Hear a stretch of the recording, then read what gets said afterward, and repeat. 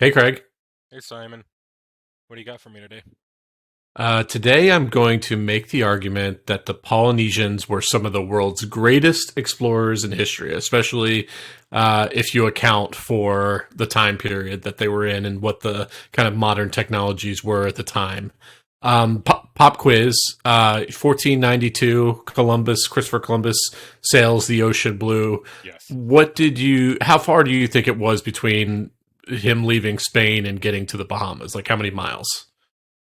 How many miles to get from Spain to the Bahamas? I don't know. It's like, isn't the Atlantic Ocean like 3,000 miles wide? That was going like diagonal, so maybe like Yeah. 3,500 to like add in a few. Yeah, it's more like 4,245 miles, but yeah, the gist is yeah, around 4,000 miles. Now, the span between um, mainland Asia, I'm not going to say exactly where in Asia, and Easter Island, which is one of the farthest reaches that the Polynesians went to. It landed there in, somewhere around 1200, so a solid 300 years before Christopher Columbus Yeah. discovered America. How many miles do you think that was? So from like mainland Asia, so I'm picturing like Asia, like China, Asia, right? Yeah, I mean the Pacific's big. yeah, I'm gonna go with twice as big, so 80 or yeah, 100 miles. yeah. So it's 9,654 miles. So you're Okay, I'm close. still under. Okay. So 300 years before Christopher Columbus, considered to be one of the history's greatest explorers, discovered America. The Polynesians landed on Eastern Island, which was more than twice as far as way. Yeah. I How do didn't know you? it was 300 years before that. I mean, I guess I didn't Yeah, know when, but and that's the most yeah. conservative estimate. There are some Yeah. historians who think they landed there even earlier, but the latest point in history that they landed on Eastern Island was around 1200. Okay. Yeah. So how do you? So that's a lot of that's a lot of ocean to coverage. How do you think the Polynesians traveled to all these islands? In boats. What kind of boats? Um, I mean, I think they used they were like open-topped boats, right? I mean, like it wasn't like a big sailing vessel like Yeah, you're right in Christopher that. Yeah, Columbus would have used. yeah, I mean, I don't know much about sailing. I imagine they were smaller, yeah, considerably smaller than like a big Spanish galleon, because the Spanish needed all that room to for their slaves and gold that they were going to steal. yeah. Where do you think the Polynesians came from originally in China or in Asia? That I don't know. Okay. I don't know. All I right. mean, I'm guessing it's like a Southeast Asian origin, maybe. Yeah. Yeah. So we're going to cover all of that. We're going to talk about like how amazing they were as explorers, how they kind of moved through all the islands in what we can now consider Polynesia. We're going to talk about all those things. But before we do that, what's the name of this podcast? The name of the podcast is Momentary Experts. And you can find it wherever you get your podcast, or I think the best way to consume it is on YouTube. It is. So you can see our beautiful faces. Okay, so let me kind of like broad before we get into the nitty gritty. Let me kind of broaden my case for why I think the Polynesians were some of the most accomplished explorers. So they started. I mean, nobody knows when they like took off from Asia, but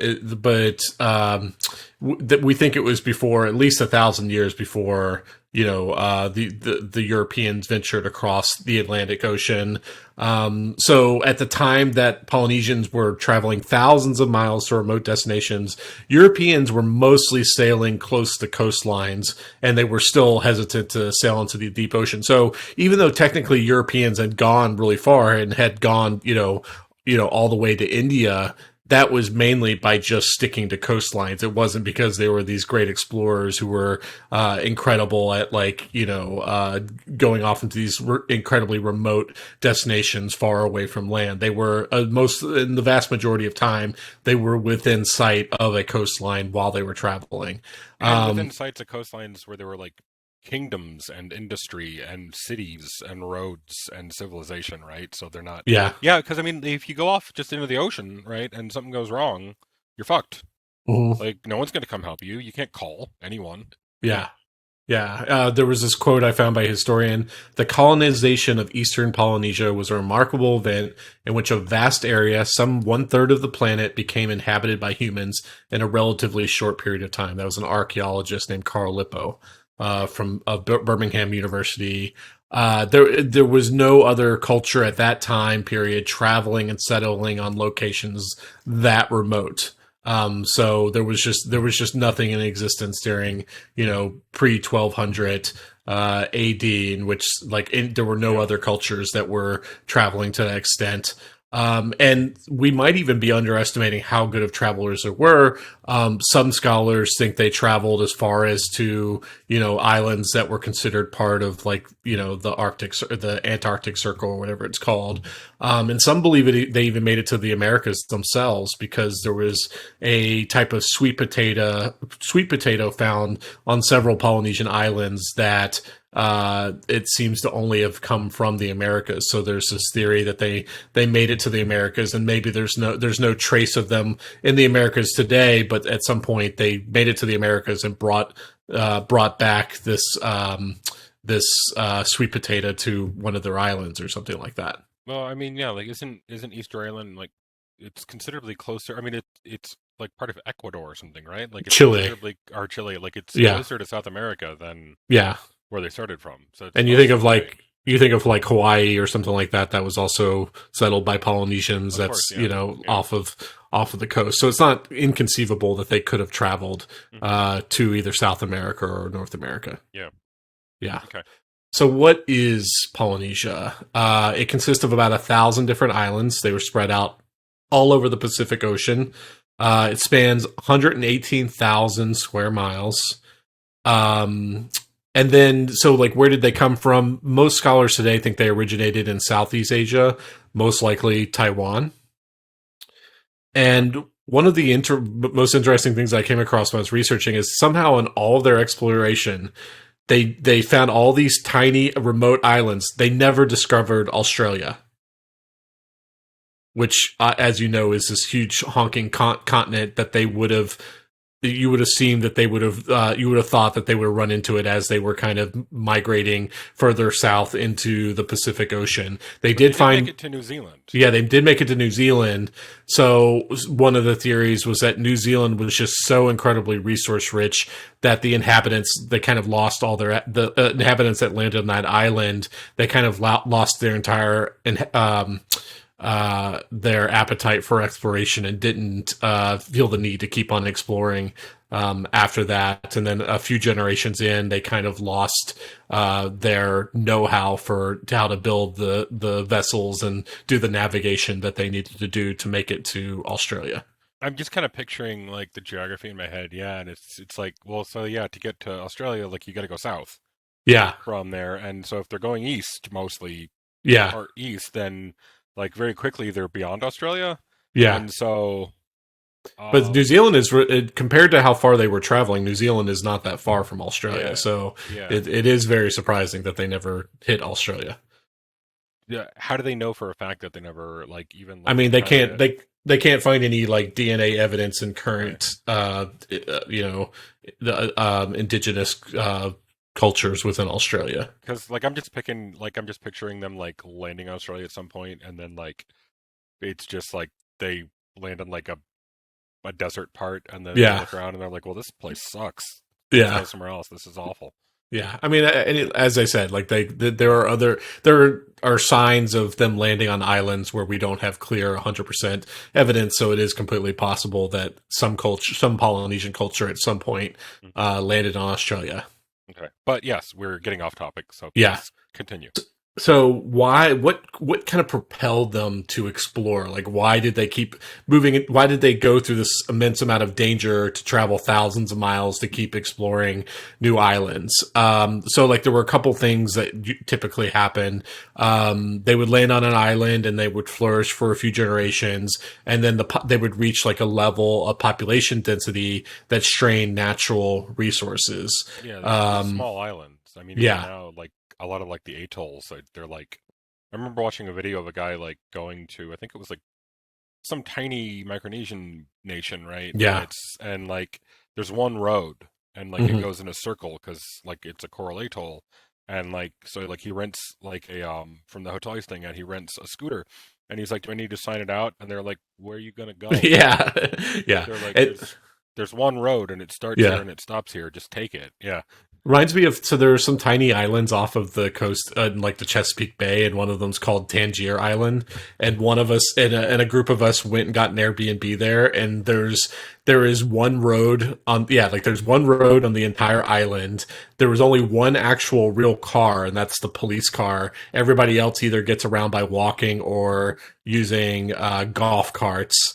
And it's Oh, that's the hilarious because, island with the really weird accent. yeah, that's where Yeah. the kind of accent that they think was like shows what you know, maybe like European settlers, their accents when they first settled in the United States. And yeah, it was a very bizarre island. They had every single yard had gravestones in it because their cemeteries eventually like ran out of Oh, space. And yeah. if you have a tiny island and you want to keep burying people, you have to start burying people in their yards. They bizarrely had vending machines set up all around the island, so at any point at the island you could get off your golf cart and like buy a Coke. Seriously? Yeah.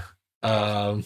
There, yeah, it was this completely bizarre experience being on this like incredibly tiny place. So yeah, and there were some islands that were incredibly small that they landed on, and they basically had to, they either overgrew the island and died, or they had to have do really strict population control. So basically instill limits on like how many kids people could have, or and whatever. So like, but one way of dealing with the population control or with the strain on natural resources is like a group of them would just start moving off the island and start searching for more islands to move on to, which in the early years of the exploration was completely fine because there were lots of uninhabited islands for them to move to. But obviously, as time progressed, there were fewer and fewer islands for them to settle, so they were no longer able to solve their population density problems that way.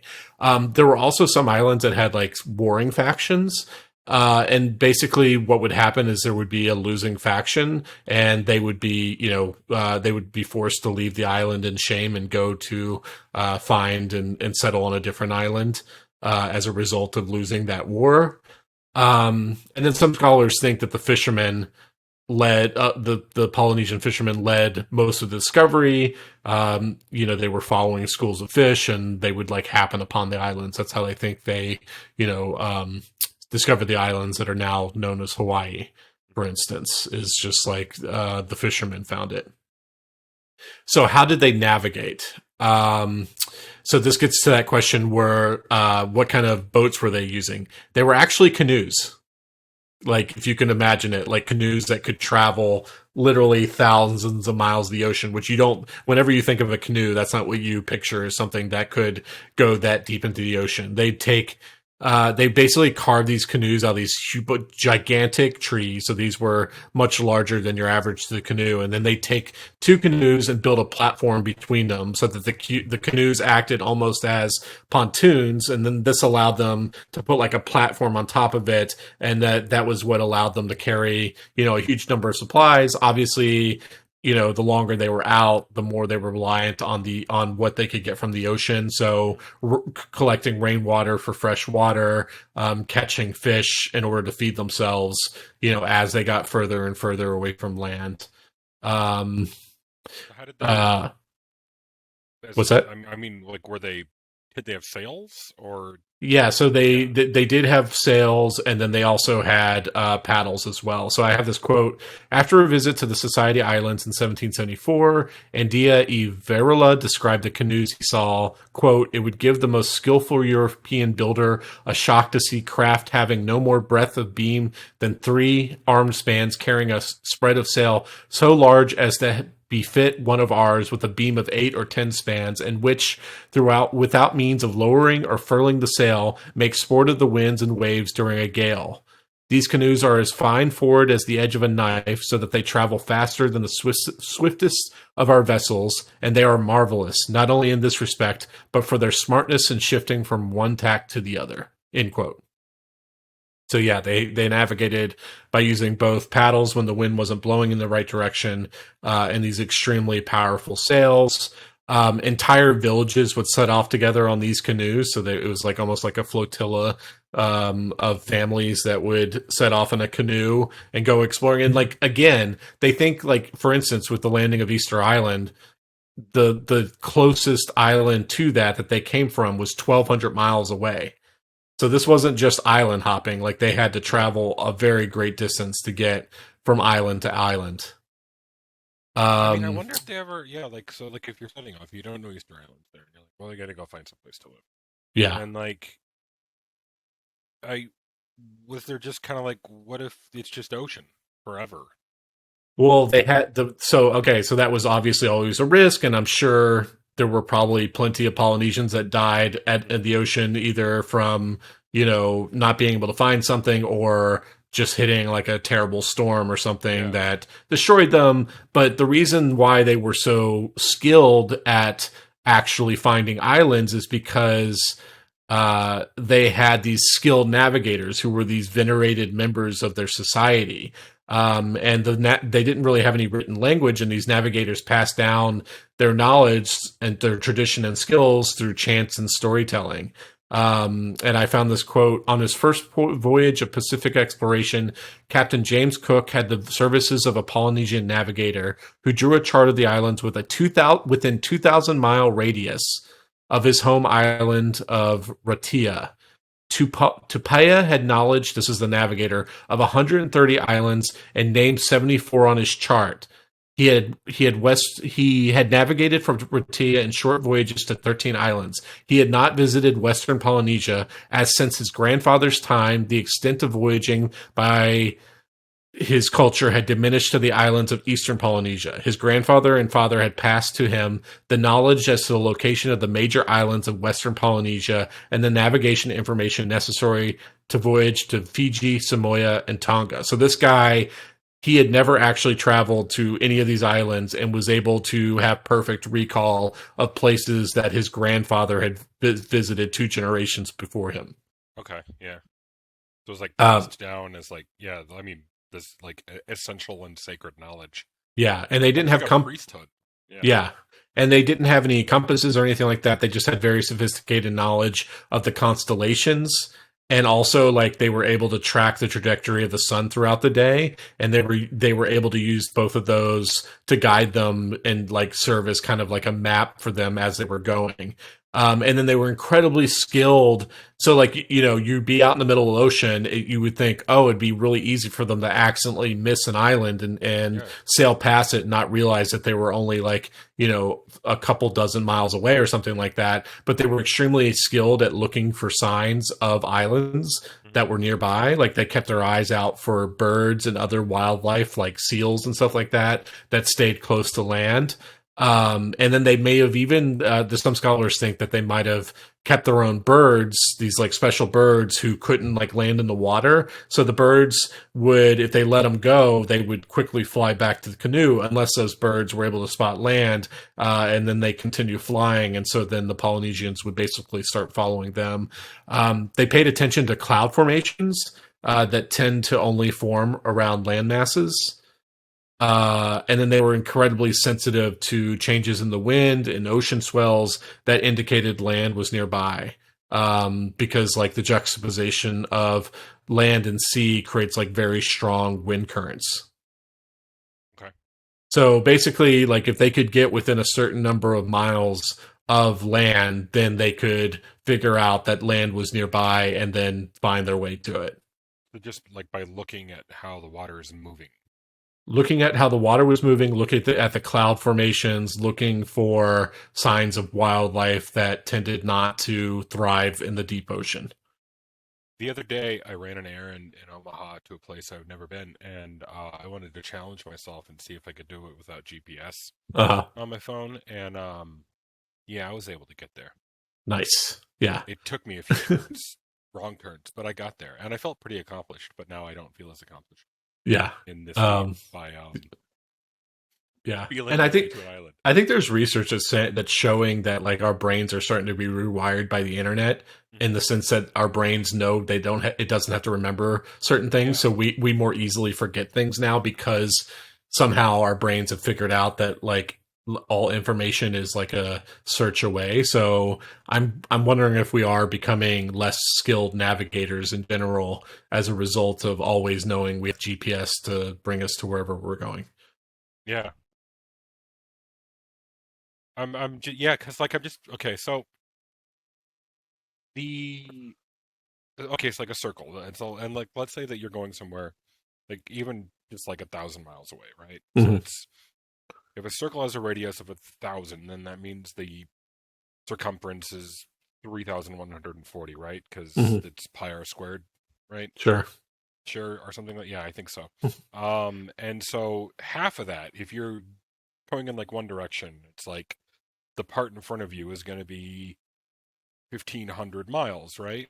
So that's like in that 180-degree arc. And so if you're off by 1 degree, like if Yeah. 1,500 miles is 180 degrees, then that means that each degree is something like 80 miles. Hmm. So if you're off by 1 degree, like if you point in this direction and instead you go that direction, then you miss it by like 60 miles, right? Yeah. And these are Hmm. islands that are like a few miles across, Hmm. right? Like Yeah. the odds of like hitting it, so yeah, you would the ability to like yeah, we're this tiny little speck that we're going to in this like immensity Yeah. is yeah, it's stunning when you put it in those terms. Yeah. It's pretty incredible. So so what happened to these cultures as they were moving from island to island? Some were not all the cultures were exactly the same. Like some were warring cultures, and there were others that were peaceful. And it's kind of funny because whether they were warring cultures or peaceful was largely depended on the topography of the land.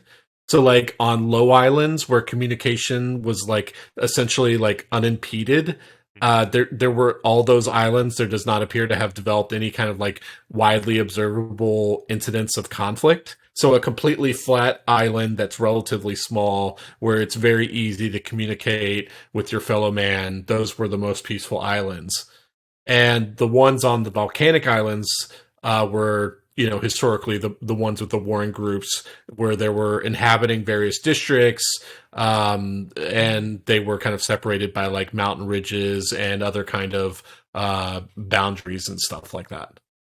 So does that then kind of also, I mean, yeah, that works with too, because I know that like the Maori in New Zealand developed very much like a warrior culture, right? It Mhm. was sort of like that was like a role within the culture, right? And that's like Yeah, well, obviously like Lord of the Rings was filmed there. I mean, it yeah. parts of it look like Mordor, so Yeah. So yeah, so that they had ample opportunity for different factions to yeah, set yeah. up and go to war with each other there.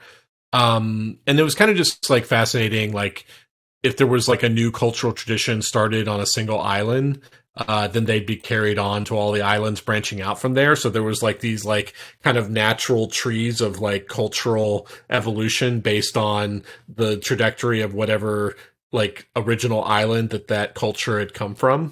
Mhm. Does that sort of make sense? Yeah, So yeah. like you think of like the statues on Eastern Island, that came from a single point of common origin, the Tamatu Islands, apparently.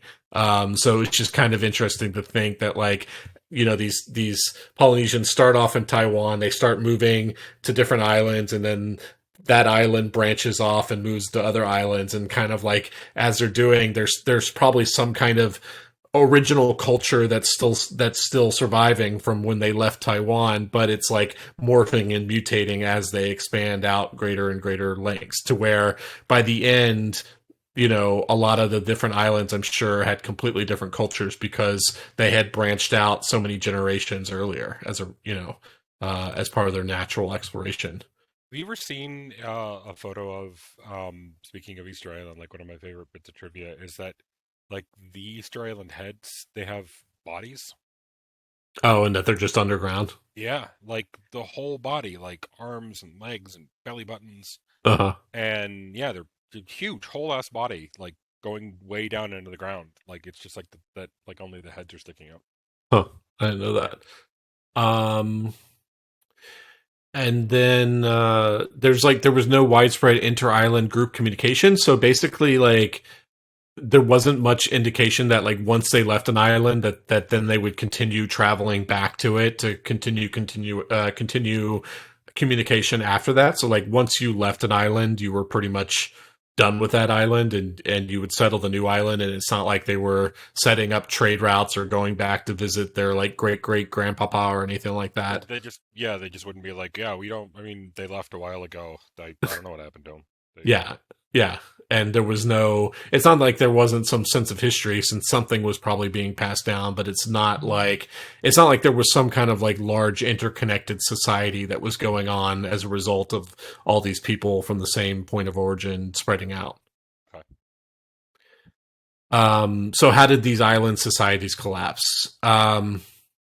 Originally they would just move to new islands, and then resources would become scarce, but okay, this kind of gets back to what I was saying before, is like their way of kind of surviving once they kind of overpopulated an island was simply moving to another island, but that became harder to do once they had already settled most of the island. Some of the islands they were on, like typhoons would sometimes drench the land with salt and basically destroy the entire ecology of the island, and the people would starve to death. So wait, so if they're not maintaining like communication networks, then so it's not a case of like, okay, yeah, it's like I just would have assumed that like how they would have spread would have been like, yeah, we'll send out some like really seasoned explorers, right? These are like the best boat dudes we got. They canoe like a motherfucker. And if they would find an island, they come back and they're like, hey guys, we found this great island. Like we should start living there too. But no, it's just kind of like when there's no more room or when somebody gets defeated in a conflict, they just like make one of these big fucking canoe things and just head out and hope for the best. Yeah. And part of that is probably because it was almost like, you think of the Wild West when like Americans were, claiming plots of land. You're not going to want to give away that great plot of land that you just discovered. You're going to want to hoard all those resources for yourself. So you're not going to want to go back and tell, your other tribes people about that island, like Yeah. because you want to basically hoard all the spoils of that. But like as we mentioned, some of these islands are incredibly tiny, like maybe a mile across. So if there was a particularly bad storm, it could like ruin the soil for years. So there Yeah, were like a storm entire surge pushes like a bunch of seawater up and you just can't go anything for a while. yeah, and so there were entire like Polynesian cultures that had settled on these islands that were wiped out as just basically as a result of bad storms. Okay. And then, as I mentioned, some of them managed to avoid ecological and resource degradation by installing strict population control and even killing the young and the old. So basically, once if you had a baby and the society couldn't like it was the society was being strained, they would kill the baby, and if you got too old to really contribute to society anymore, and you needed to make way for the next generation, they would kill off the old people as well.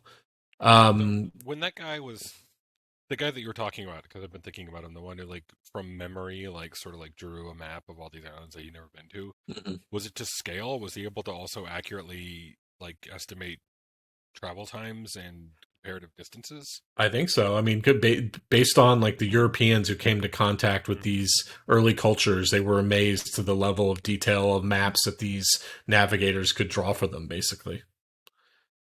Cool. Yeah. And then like going back to Easter Island, it provides a really great example of the rise and fall of a Polynesian settlement.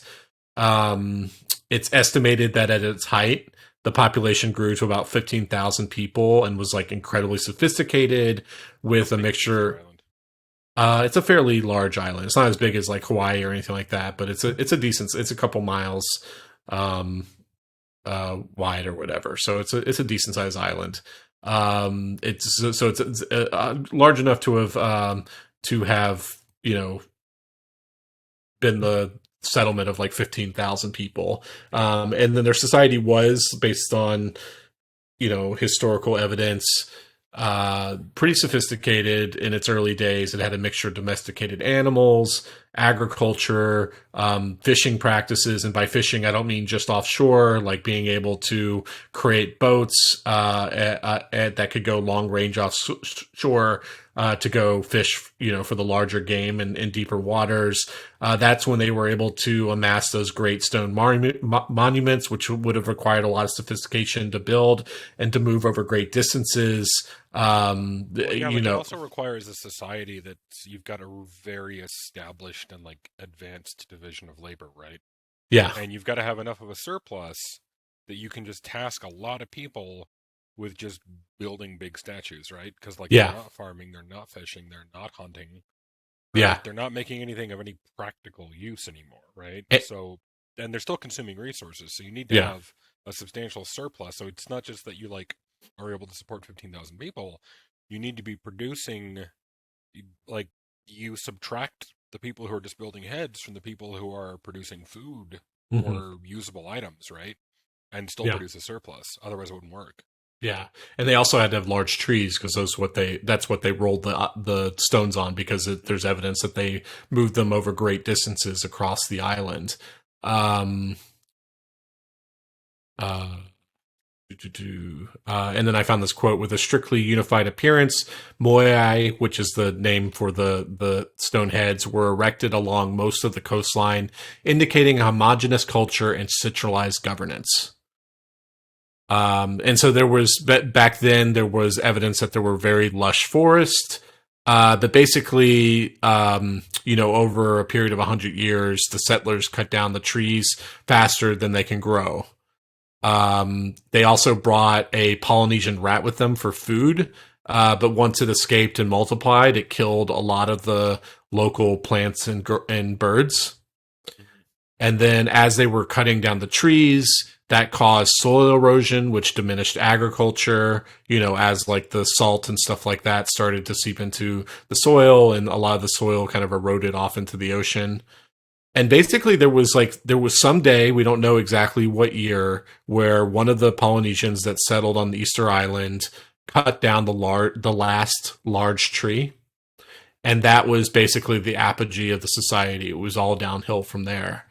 Once the large trees were gone, they could no longer build like very sturdy canoes, and so they were forced to only fish what they could from shore, which obviously limited their um, uh, limited their possible range of food and stuff like that. As I mentioned, their agriculture diminished. So I said that they were at a height of 15,000 people. So they were discovered by the Dutch in the 1700s on Easter Day, hence why it's called Easter Island. And by the time it was discovered by the Europeans, the population had dwindled to 1,000. And then, of course, the Europeans quickly introduced smallpox and slavery. Yeah. Ships came on and brought them to South America.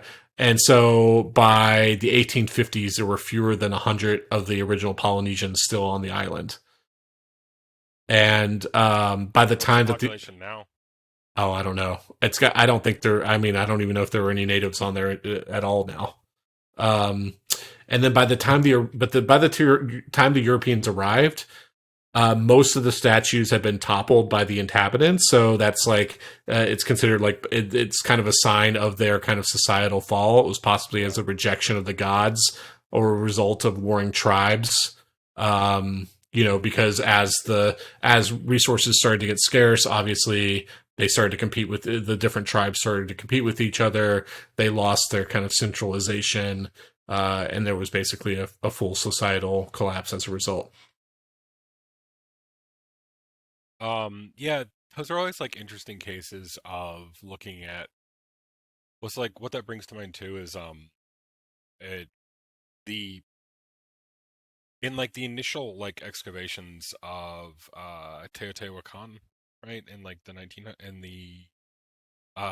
century, right? So they were looking at that's the city in Mexico. They were seeing that like there was evidence of like the palaces had been burned and the temples had been burned, and so they just assumed that what had happened was that it was initially conquered by some other civilization, right? Mhm.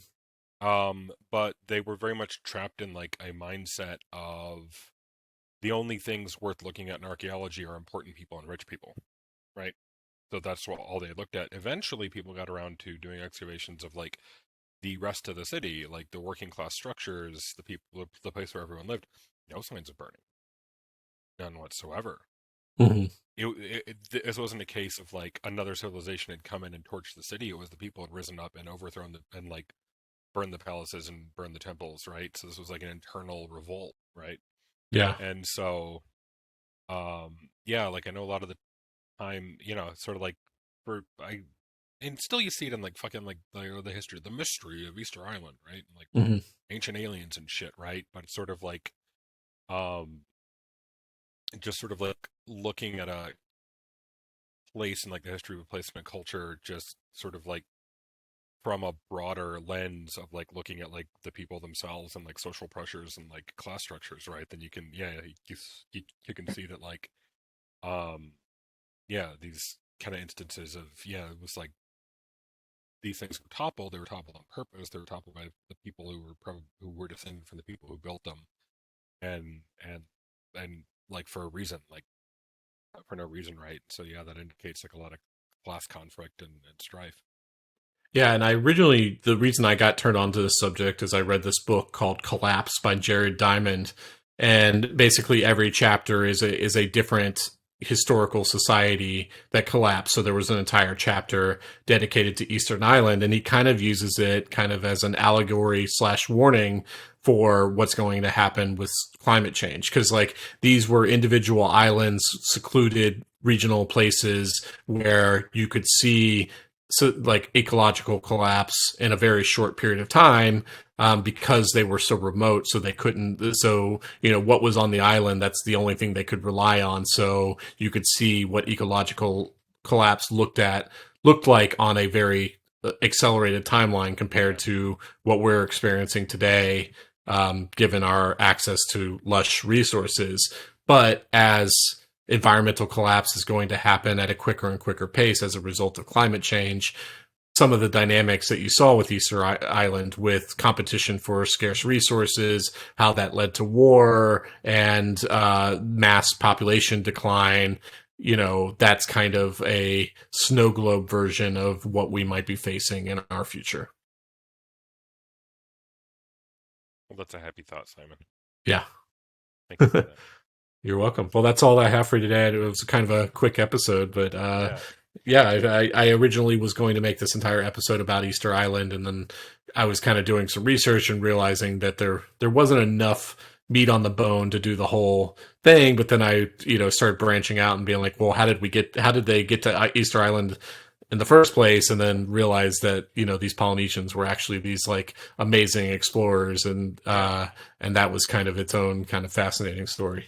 yeah, and like doing things in these much smaller boats and also with a different population on board, right? So if they're moving Mhm. like half the population off, like they're taking presumably women and children, not everybody on the boat is going to be a sailor, right? Yeah, yeah, Which makes, as in comparison to like Columbus's voyage, like everyone is an experienced sailor. Like you're yeah, not on this boat if you don't know how to sail, yeah. right?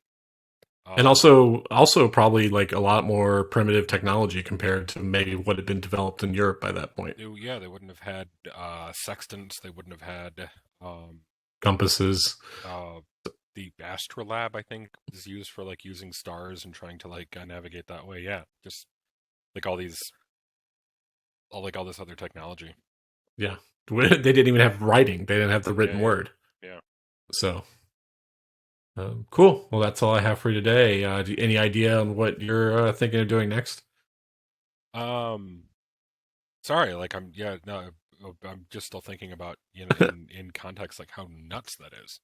Yeah. Just how fucking bonkers when I want to see a comparison of like the whole area that they could have gone, like that first migration to Easter Island, and then compare the size of that to uh like the size of Easter Island itself, right? Because like also it's like if you're sailing west across the Atlantic, there's a whole big fucking continent there. Hmm. Like you're gonna hit it. if you just don't die long enough, you're going to hit it, right? Yeah.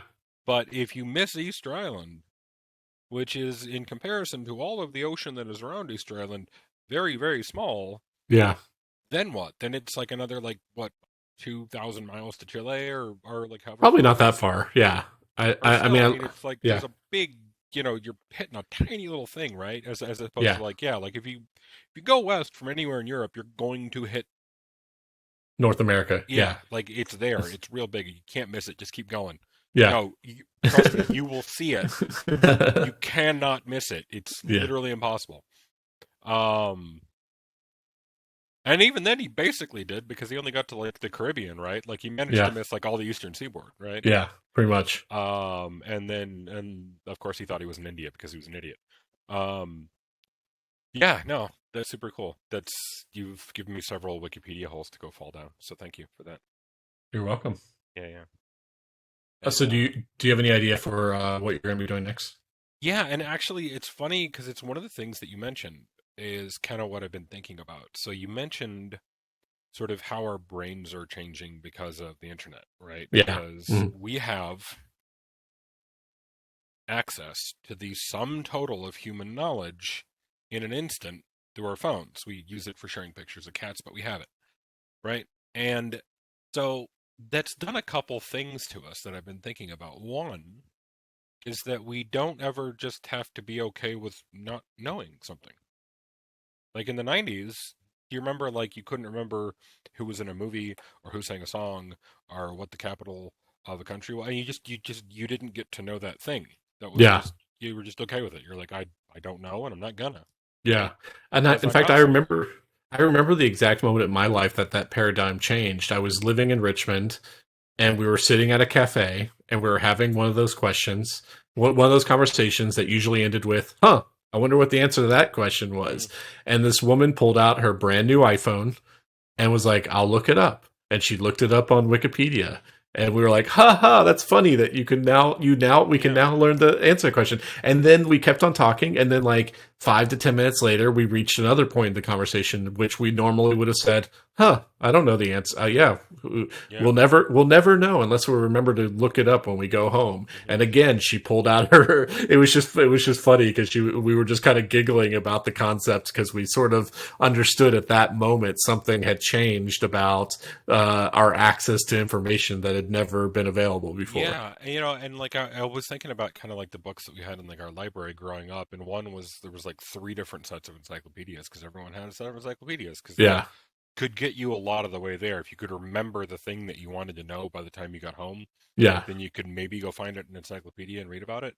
yeah, And then there were also like there was a whole shelf of just movie guides, just yeah. these really doorstop thick guides to movies, right? Because we watched a lot of movies, so you could But go look up even actors and stuff. even back then, you had to remember something to actually look Yeah, up you for a had to reference like point. Whereas make a like note to go look up a thing. Yeah, but you would have to know what you're looking for exactly. Whereas yeah, like Google has gotten so good today. I don't know if you've experienced this, where you can just like kind of Google some words related to the thing that you're looking for because you can't yeah, remember the name or something. And Google has seen that those series of searches so much that it's able to figure out yeah. exactly what you're looking for. So you're Because like, other people are they're following a predictable pattern yeah. And of so information seeking. you're like Um, movie with Germans where one of them dropped his sandwich on the ground or something like yeah, that, and it'll like figure out like what exact movie you're looking for or yes, something. and that's the movie Das Footlang. Yes, that's The like, Das Boot pun right there. yeah. Came off the top of my head. Do you remember the feeling of like watching fuzzy fucking movie credits on a VHS tape really intently to try and figure out who sang that great song at the end No, of a movie? I did that all the time, yeah. man. And it was like trying to figure out who sang it. The first like one I remember in particular, and this is actually kind of so the Pixie song, Where Is My Mind at the end of Fight Club, right? Mhm. No idea who sang it. And I'm watching Yeah, the VHS, so I'm watching it and I'm watching it, and like I see we had like a shitty TV, it wasn't a good copy, and so I see that this is like I think the song's just called Where Is My Mind. yeah, Okay, I'm gonna go to LimeWire and download me that song. But the one that I downloaded was mislabeled as Placebo, like the band Placebo. Hmm. And so for years, I thought they sang that song, Okay. right? Yeah. Because, and that's just kind of what happened, right? Now you just go to iTunes, whereas I'm okay, cool. Like I've got the song, I've downloaded it. I own the song now. But yeah, so we don't have, but it's gotten to the point now where if you can't know something, it gets really fucking irritating. I don't know if you've become like an obsessive Googler, like if you're trying to find the answer to something and Google's not cooperating, Oh yeah, and you you're just like can't you're let it go. no, you can't let it go. You have to and a lot of times you become almost like a detective. You're trying to Hmm. reverse engineer like what's the right because like I'll like for me it's I as a journalist I encounter this all the time. I'm like I remember reading about something about this Yeah.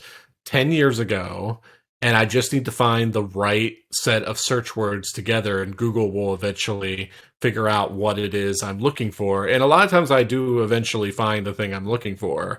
Yeah. But I've had that thing where I'm like I'm spending a solid 20 minutes trying to find the right search words to figure out what was that one thing that I read years ago about this one subject. Yeah, like a few weeks ago I was doing an instruction session for the library in a class, right? And so it was like a grad class. There's only like 5 students, so I just went ahead and like, you know, give me your topics for your final papers, and let's try to find a review article, right? That will like get you started here.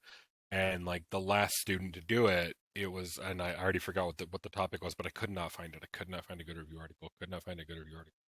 I'm searching. I'm database searching. I'm going off the grid. I'm doing Google Google Scholar, and then eventually he's like, I just came up with that off the top of my head. You don't really have to find it. And like I wanted to say, this isn't about you. Yeah, Leave, yeah, leave if you want. I don't care. I have to find yeah. this. I Well, have to. Yeah, because I you've listened, can't. yeah, and I think we've discussed this before, but Yeah. you've listened to the one of the greatest podcast episodes of all time, the case of the missing hit. Which is a great example, right? Of a thing getting like stuck in your craw and then you can't find it. So I've been thinking a lot about these ways in which sort of ready access to information has made it so that we we view not knowing something as a kind of injustice, Yeah, right? And how that's affecting us. And also sort of like then by extension, like another thing that we've lost is boredom, mhm, yeah, right? We don't ever have to be bored anymore. Which and so I've been kind of thinking about that. So I think I might try to come up with something to do about that. yeah. I'm not really There was a sure famous what, book but that yeah. came out like 15 years ago now called The Shallows: What the Internet is Doing to Our Brains Hmm. that compiles a lot of that research around how our brains are being rewired Hmm. and stuff like that. It's a relatively short book, so depending on your reading speed, if you download an ebook version Okay. of it, you might be Yeah. able to fit it within your 3 hours. But Yeah. or you could at least read. There were a bunch of articles written about it because it was nominated for a Pulitzer Prize, so Okay. you might want to check that out. Yeah, for sure. Yeah. So I've been thinking about something along those lines or in that area. I might find a really cool story to tell. And I mean, obviously, yeah, because we haven't even like picked the topic when we've been talking about it for like 10 minutes now because we're both terminally online people. Yeah. Um, I think that could be a good conversation to have. Yeah. And I've like gotten to the point where I'm getting better at searching. Like it's like, okay, I can't find it using normal search methods. So I think it came from this date range. So you can like actually narrow things down on Google where you can set you can make it so only search for articles that were posted on these years and stuff like that. So then you can like get past some of Google's like recency bias and stuff like that to search something that's like really old. And then there's like you might want to do some research about link rot. You know what that is? I'm sure as a librarian you maybe know what that is. I've never heard the term. Link rot. It's No. basically like where you're reading an article and you click on a link and the link just basically goes to a dead 404 page Oh, okay, okay, yeah, yeah, yeah, yeah. because the internet is basically degrading, rotting in real time as domains Yeah, switch ownership and I stuff work like that. I work with faculty members a lot to like put together like open educational resource kind of conglomerates for their classes that they use instead of like, you've been using the 37th edition of the Macmillan Introduction to Blank, right? And so they Yeah, want to use like open online resources instead that students don't have to purchase. But like if you are having a bunch of them like week by week, then like part of what we talk about is building into your workflow at the start of each semester. You've got to go through and do a link check. Hmm. Yeah. Otherwise, you're going to have And students running into a dead end. And there's software that can do that now, where that can crawl through all the links on your website and alert you to if like something you've linked to is now dead. But like going back to that whole thing is, I'm sure you've experienced this too, where you're down that 20, 30-minute rabbit hole. You think you've finally found the holy grail. You're like, okay, there's an article referencing the thing I'm looking for. You click on the link and it's a dead link and you're like, no. Yeah. And like you feel cheated. You feel like the internet has done this to you on purpose. Yeah. Like the Google is self-aware and it's actively fighting you. Yeah. And then that's, if you're really dedicated, that's when you go into the Internet Archive and start searching there. That's good, yeah. So Yeah. maybe something along those lines is my short answer to your question. Okay, cool. Well, these are going to be one of those subjects where I'll have a lot of responses to whatever you're saying, because I have I've done a decent amount of reading on things related to this. And I feel like it's a topic of conversation that's come up between us before too. I mean, we end up chatting about these things. So yeah, cool. Well, or maybe I think this entirely different. I don't know. Yeah, maybe. Okay. Well, I think that's all we have to cover today. I think this might be our shortest episode to date. No, I mean we're coming up right at 50 minutes according to the recording. So I don't know. I feel like our last one went to like an hour and a half or something like that. Yeah, that was just because I took way too much time. Apparently, my mom has discovered this podcast and she commented on how long that was. So Simon's mom, sorry it was long and boring. Yeah. All right. Well, Craig, until next week. This was fun. Yeah. Thanks, buddy.